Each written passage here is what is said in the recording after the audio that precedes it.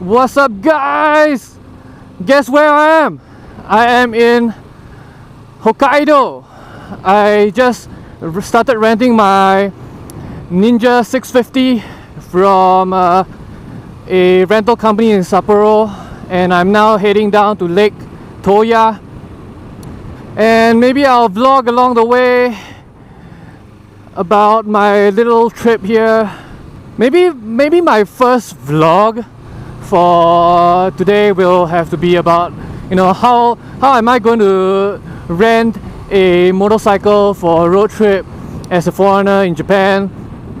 And honestly, it's surprisingly easy despite the language barrier.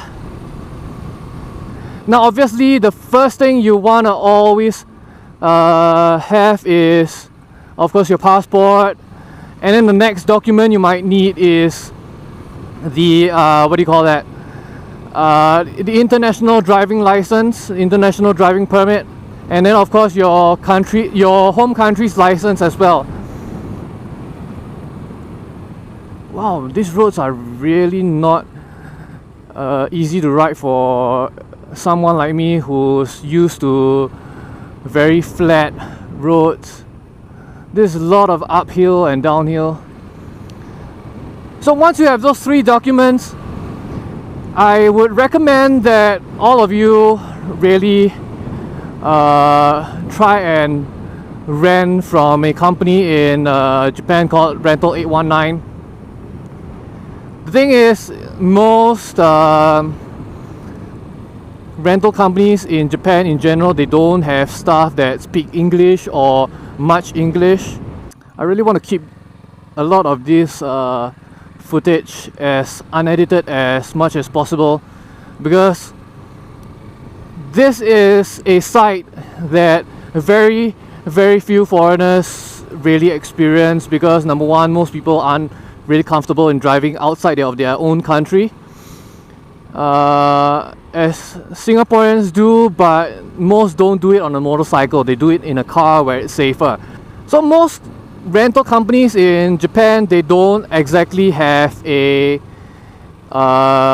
English speaking cadre of staff. They don't really cater to much, but Rental 819 is pretty special. Their staff, most of them don't speak English either, truth be told.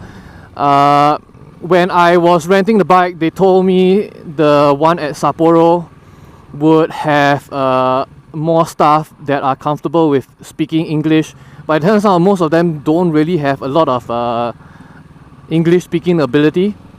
So you really have to know how to speak English to be able to, speak Japanese to be able to rent a motorcycle in Japan most of the time. But if you go through Rental 819,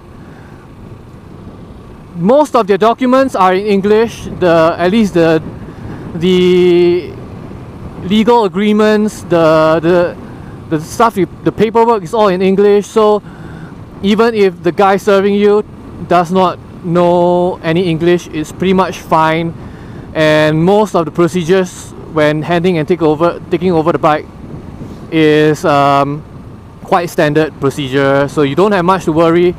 As far as pricing goes, I would recommend trying to rent bikes that are not too expensive. The rental prices in Japan are incredibly expensive per day. My Ninja 650 costs me $200 just for a single day, including a rental of a pillion helmet, because I'm using my own helmet. And then of course you want to make sure to take the option of getting the ETC card. That's the electronic toll card. You will want to pick that option whether you are going to use it or not, because the tolls are a pain in the ass for a foreigner who does not know how to navigate the toll booths. So save yourself the trouble, get a ETC card. Then the next one I would recommend everybody do before you come is, oh shit, there's something shit on my visor. No, it's a bug. Fuck! This is the first time I experienced that. Now I know the feelings of the Americans who have to ride through this every single day. Because in Singapore you don't get bugs splattering on a windshield. Oh fuck! I wish I got myself a cloth. Fuck. Where was I? Oh yeah.